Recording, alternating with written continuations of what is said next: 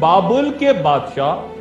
بخت نصر نے حضرت سلیمان علیہ السلام کا تعمیر کردہ ہیکل سلیمانی یا فرسٹ ٹیمپل جب یروشلم پر پہلے حملے کے بعد تباہ کیا تھا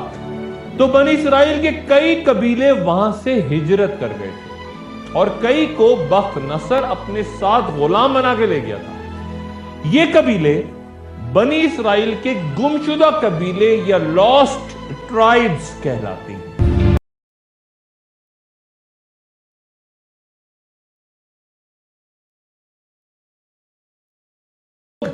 اپنے مرکز یروشلم سے تو دور چلے گئے لیکن بہرحال یہودی رہے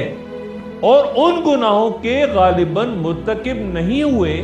جو بعد میں پیچھے یروشلم میں رہ جانے والے یہودیوں کی اولادوں نے پیغمبروں کی نافرمانی اور ان پہ ظلم کی صورت کیا۔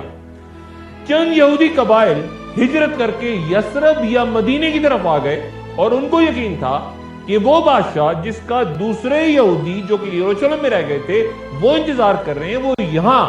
یعنی مدینہ یثرب کے نخلستان میں سامنے آئے گا، لیکن وہ حجاز میں مقیم عربوں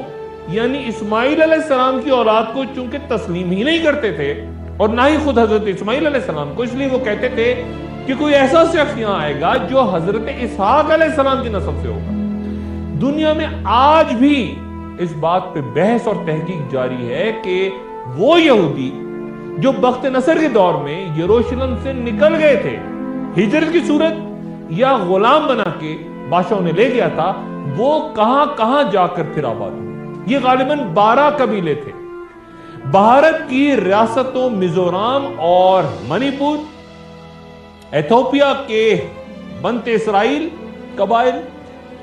نائجیریا کے اگبو یہودی اور پھر مغل شہنشاہ جہانگیر کے دور میں معروف محقق رحمت اللہ ہراوی کی فارسی کتاب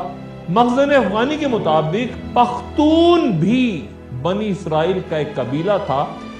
جو مشرقی جانب ہجرت کر گئے تھے، اور یہی دعویٰ تاریخ فرشتہ میں بھی کیا گیا ہے اور یہ بھی بیان ہوا ہے کہ خصوصاً یوسف زئی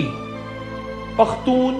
حضرت یوسف علیہ السلام سے نسبت رکھتے ہیں اور یہ نام وہیں سے آیا۔ اس نظریے کے کئی علماء اور مورخین سخت مخالف ہیں اور اسے رد کرتے ہیں اور لیکن اس بات پہ صدیوں سے بحث جاری ہے۔ لیکن اس بحث سے باہر نکالتے صرف اس آیت پہ آپ کو غور کرنے کی گزارش کرتا ہوں، اور ہم نے ان کو جماعت جماعت کر کے منتشر کر دیا۔ بعض ان میں سے نیک ہیں اور بعض بدکار، اور ہم آسائشوں اور تکلیفوں دونوں سے ان کی آزمائش کرتے ہیں تاکہ وہ ہماری طرف رجوع کریں۔ گویا بنی اسرائیل میں کچھ نیک لوگ بھی ہیں اور کچھ برے بھی، اور یہ بھی کئی ماہرین کو یقین ہے کہ ہیکل سلیمانی کی بربادی کے بعد جو تابوت سکینہ غائب ہو گیا تھا وہ انہی گمشدہ قبائل میں سے کسی کے پاس ہے۔ گویا بخت نصر کے ہاتھوں غائب ہوتا تابوت سکینہ بنی اسرائیل کے گمشدہ قبائل کے پاس ہے جو کہ واپس یروشلم جائے گا بنی اسرائیل کے عقیدے کے مطابق۔ اور اب یہ قبائل کہیں اور کسی اور ناموں سے یا مختلف مذاہب قبول کر کے ہو سکتا ہے مسلمانوں کی صورت میں آباد ہو،